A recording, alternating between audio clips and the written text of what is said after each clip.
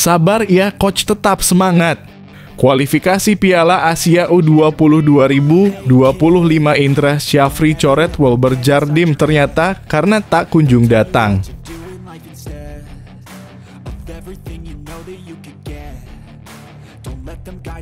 Walau Jepang unggul segalanya, media Jepang ogah remehkan timnas Indonesia, sebut skuad Shin Tae-yong punya sesuatu yang tidak dipunyai tim-tim lain. Seperti ini penjelasannya.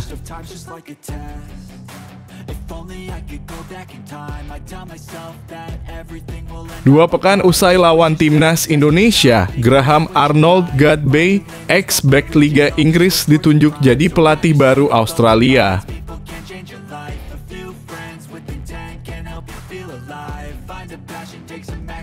Waktunya Garuda Muda bertanding. Indra Syafri sudah kantongi kekuatan lawan di babak kualifikasi, siap bawa timnas U20 Indonesia ke Piala Asia U20 2025.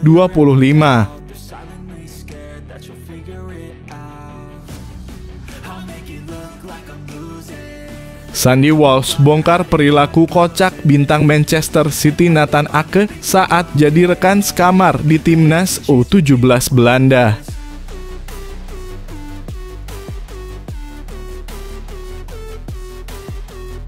Penyesalan Tom Haye usai Almere City dicukur tanpa balas FC 25 gol tanpa balas.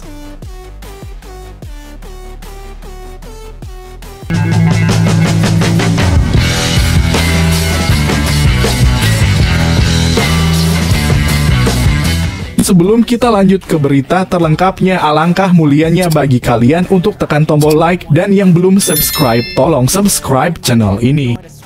Sabar ya coach, tetap semangat. Kualifikasi Piala Asia U20 2025 Indra Syafri coret Wilber Jardim ternyata karena tak kunjung datang. Absennya Wilber Jardim untuk timnas U20 Indonesia kemungkinan besar karena dirinya tak kunjung datang ke Jakarta untuk memenuhi panggilan Indra Syafri. Tidak ada nama Wilber Jardim dalam 23 nama final skuad timnas U20 Indonesia untuk kualifikasi Piala Asia U20 2025 yang diumumkan pada Minggu (22 September 2024 malam waktu Indonesia Barat. Pemain Sao Paulo FC itu memang belum datang ke Jakarta sejak namanya masuk dalam 30 daftar pemain dalam persiapan kualifikasi Piala Asia U20 2025. Pelatih timnas U20 Indonesia, Indra Syafri, saat ditemui wartawan di Stadion Madia pada Minggu sore, masih mengatakan bila Wilber Jardim akan menyusul untuk bergabung. Namun pada malam harinya, timnas Indonesia sudah mengumumkan 23 nama final dan tidak ada nama Wilber Jardim di situ. Dalam kurung pemain abroad sudah tidak ada dalam kurung yang menyusul kecuali Wilber, kata Indra Syafri. Tidak ada lagi kan tim dalam kurung Gripens dan Dion dalam kurung Marks lagi proses. Dalam kurung Wilber, kita sudah kirim surat, klub sudah oke, tiket sudah kirim, tambahnya. Indra Syafri kemungkinan mencoret Wilber Jardim karena tak kunjung datang. Selain itu, jika datang pun ia belum bisa digaransi bisa bermain di kualifikasi Piala Asia U20 2025. Dalam Instastory akun pribadinya, Wilber Jardim baru saja mencetak gol untuk Sao Paulo U17 dalam ajang Paulista Cup 2024. Sao Paulo U17 berhasil menang atas Ituano dan berhak melangkah ke perempat final. Agenda di klub ini juga salah satu alasan yang disinyalir membuat Wilber Jardim tidak bisa memenuhi panggilan Indra Syafri kali ini. Sementara itu, Indra Syafri berharap dirinya bisa mengulangi prestasi lolos dari kualifikasi Piala Asia U20 seperti yang dilakukannya 10 tahun lalu.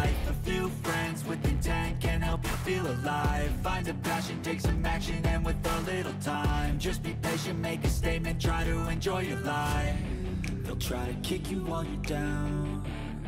They wanna rise up while you drown. They wanna fill your head with doubt. They're silently scared that you'll figure it out. I'll make it look like I'm losing won't bother hiding my bruises. And when they finally think you're wounded, then it's your chance to be. Walau Jepang unggul segalanya, media Jepang ogah remehkan timnas Indonesia, sebut skuad Shin Tae-yong punya sesuatu yang tidak dipunyai tim-tim lain. Seperti ini penjelasannya. Timnas Indonesia asuhan Shin Tae-yong kini sedang berjuang di babak ketiga kualifikasi Piala Dunia 2026 zona Asia.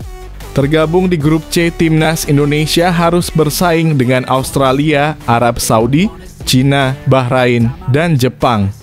Sejauh ini, Timnas Indonesia sudah berhasil menahan imbang Arab Saudi dan Australia, dan sebentar lagi akan berhadapan dengan Bahrain serta Cina. Untuk sementara, Jepang menjadi satu-satunya tim yang patut ditakuti karena berhasil menyapu bersih 2 pertandingan dengan kemenangan telak. Hal ini tentu tak mengherankan karena memang Jepang termasuk tim yang dijagokan, punya pemain bagus serta langganan Piala Dunia. Walaupun Jepang memiliki banyak keunggulan, rupanya media Jepang tetap tidak mau anggap remeh timnas Indonesia. Bahkan salah satu media Jepang, Hochi News, mengulas tentang kelebihan yang dimiliki timnas Indonesia asuhan Shin Tae-yong. Mulanya media Jepang tersebut membahas tentang perjuangan timnas Indonesia untuk bisa lolos dari babak kedua kualifikasi Piala Dunia 2026. Timnas Indonesia di babak kedua kualifikasi melaju dengan 3 kali menang, 1 kali seri, dan 2 kali kalah, tulis media Jepang Hochi News. Media Jepang tersebut mewaspadai kekuatan timnas Indonesia asuhan Shin Tae-yong yang memiliki banyak pemain muda. Sebagaimana diketahui dalam dunia sepak bola, pemain muda sering memberikan keunggulan bagi sebuah tim. Walaupun dari segi pengalaman masih belum matang, tetapi pemain muda punya tenaga serta semangat bermain yang cukup tinggi.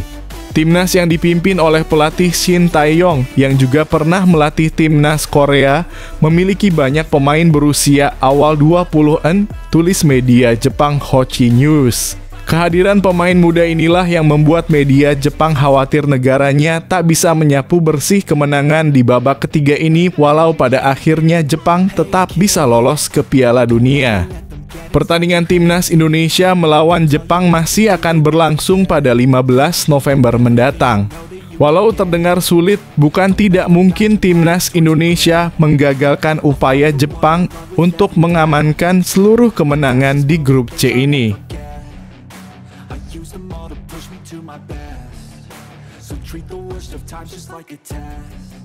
If only I could go back in time, I'd tell myself that everything will end up alright. Just push yourself, test yourself, figure out what you like, and find your limits, don't be rigid, always work towards a prime. Surround yourself with open minds, people can change your life. A few friends with intent can help you feel alive. Find a passion, take some action, and with a little time, just be patient, make a statement, try to enjoy your life.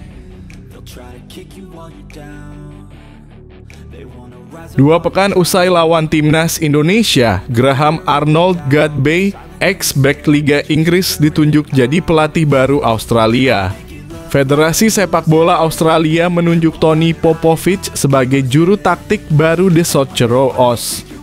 Kabar tersebut dikonfirmasi dari laman resmi Socceroos Oz pada Senin dalam kurung 23 September 2024 siang waktu Indonesia Barat.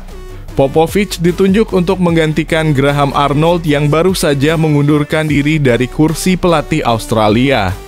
Arnold mundur usai Australia gagal menang atas Bahrain dan timnas Indonesia di ronde ketiga kualifikasi Piala Dunia 2026 zona Asia. Tony Popovich direkrut untuk solusi cepat The Socceroos Oz. Popovich langsung memimpin tim Australia saat melakoni lanjutan kualifikasi Piala Dunia 2026 lawan Cina dan Jepang pada Oktober 2024. Tony Popovich adalah sosok kondang di dunia sepak bola Australia. Pemain berposisi bek tengah tersebut sudah pernah merasakan karier di berbagai penjuru dunia saat menjadi pemain. Tony Popovich direkrut untuk solusi cepat The Socceroos Oz. Popovic langsung memimpin tim Australia saat melakoni lanjutan kualifikasi Piala Dunia 2026 lawan Cina dan Jepang pada Oktober 2024. Tony Popovic adalah sosok kondang di dunia sepak bola Australia. Pemain berposisi bek tengah tersebut sudah pernah merasakan karier di berbagai penjuru dunia saat menjadi pemain.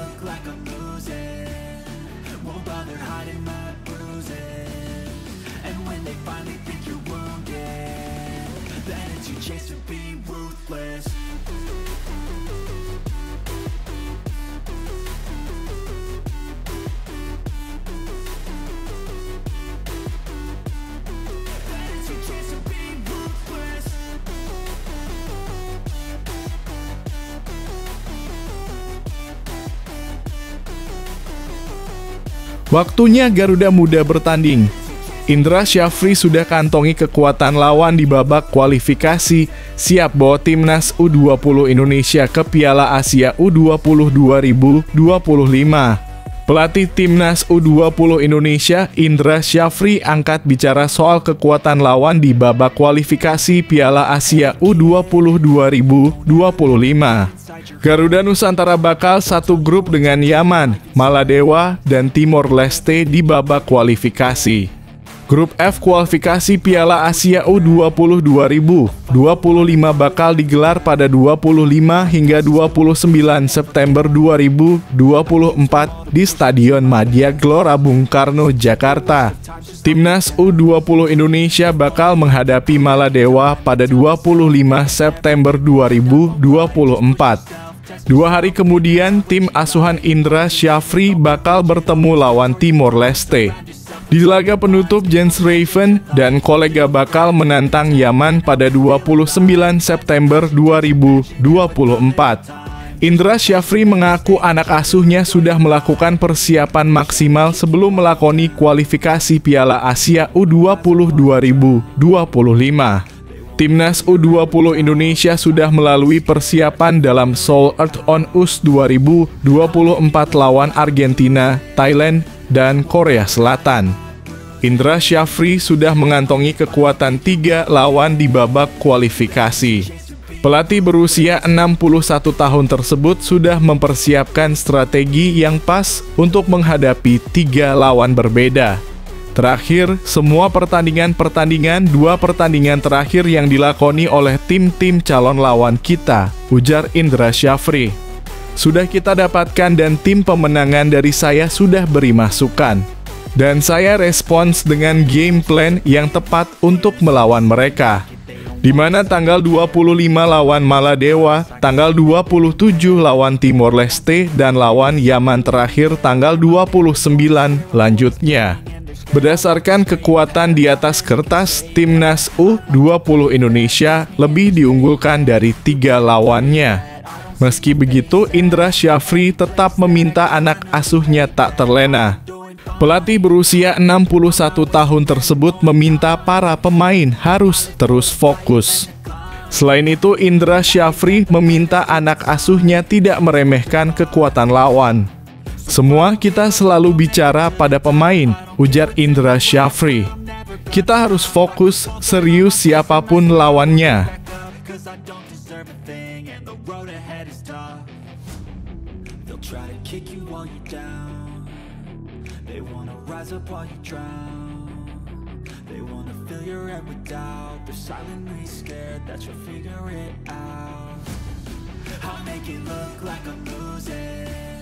Won't bother hiding my bruises. And when they finally think you're wounded, then it's your chance to be ruthless.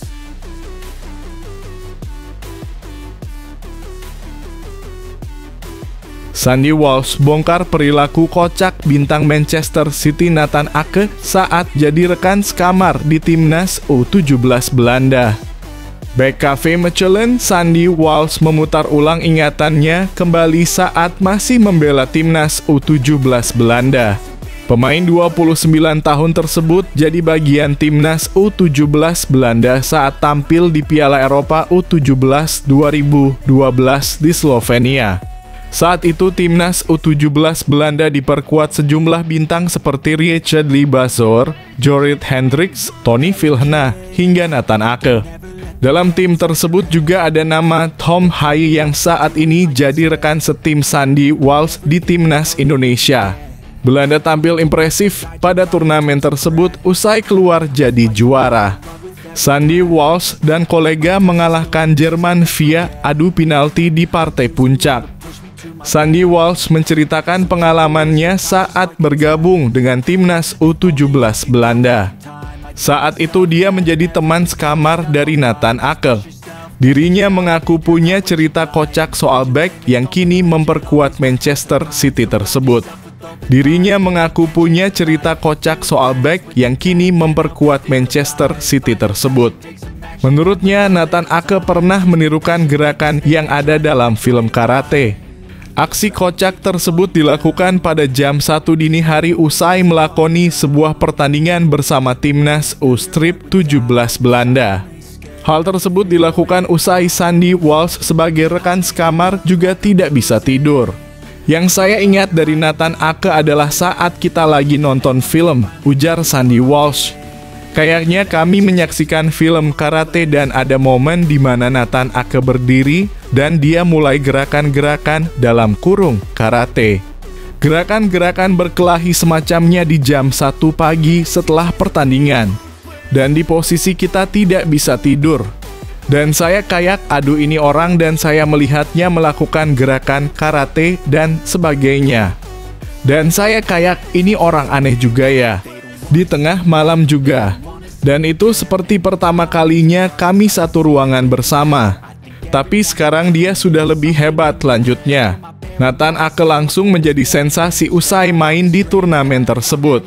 Pasalnya, dirinya direkrut salah satu tim besar Inggris, Chelsea, pada 2012. Namun, nasibnya kurang baik dan harus hijrah ke sejumlah klub. Peruntungannya berubah usai bergabung bersama Manchester City pada 2020 dan jadi pilihan utama di lini belakang tim asuhan Pep Guardiola tersebut.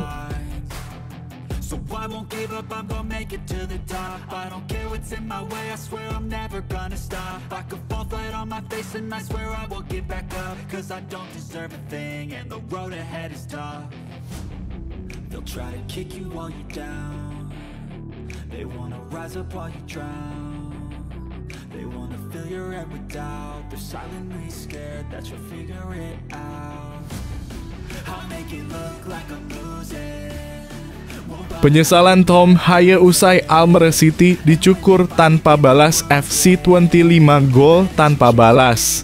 Gelandang timnas Indonesia Tom Haye mengungkapkan penyesalannya usai Almere City dicukur oleh FC Twente dalam lanjutan Eredivisie Minggu dalam kurung 22 September 2024 malam waktu Indonesia Barat. Tom Haye tampil sebagai starter dalam kekalahan 0-5 timnya saat itu. Pemain 29 tahun tersebut hanya bermain 57 menit. Gelandang timnas Indonesia tersebut mengaku timnya sebenarnya bisa memberikan perlawanan sengit kepada FC Twente. Namun dirinya menyesalkan ada momentum yang dilepaskan Almere City. Tom Haye mengaku bahwa Almere City memiliki banyak kesempatan untuk menyamakan kedudukan usai kebobolan 1 gol dari aksi Sam Strijen di menit ke-9. Momen tersebut hilang sebelum turun minum babak pertama. Hal tersebut terjadi usai FC Twente menggandakan keunggulan lewat brace Sam Strijen pada menit ke-1. FC Twente sangat efektif di babak pertama, ujar Tom Haye saat diwawancarai oleh ESPN usai laga. Sebuah gol yang bagus, tetapi sedikit aneh. Sebuah keajaiban bahwa 1 atau 2 gol tidak tercipta setelah itu. Dan kemudian Anda kebobolan seperti itu sebelum turun minum. Maka Anda tahu bagaimana kelanjutannya, lanjutnya. Perjuangan Almere City makin berat usai ketinggalan 2 gol. Meski begitu, Tom Haye mengaku bahwa timnya masih percaya diri saat memasuki lapangan. Namun, momentum tersebut lepas usai kebobolan lagi pada menit ke-55 dari aksi Sam Lammers. Tom Haye mengaku telah menjalani pertandingan yang berbeda pada pekan ini. Cerita hari ini ada di babak pertama, ujar Haye. Kami mendapatkan peluang-peluang yang sangat besar. Sungguh ajaib tidak ada yang jadi gol. Ketika mereka melakukannya, Anda melakukan pertandingan yang berbeda, tutupnya.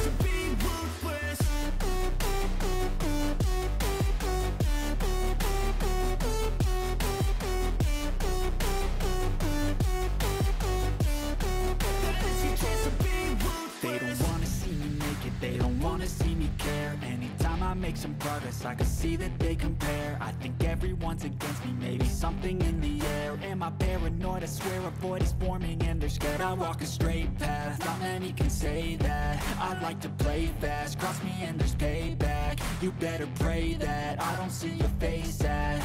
Mohon didengar coach. Tak jadi pilihan utama di timnas lawan Arab Saudi dan Australia, Ramadhan Sananta janji beri pembuktian. Penyerang Persis Solo Ramadhan Sananta berjanji membuktikan kemampuan terbaiknya jika kembali dipercaya memperkuat timnas Indonesia di putaran ketiga kualifikasi Piala Dunia 2026.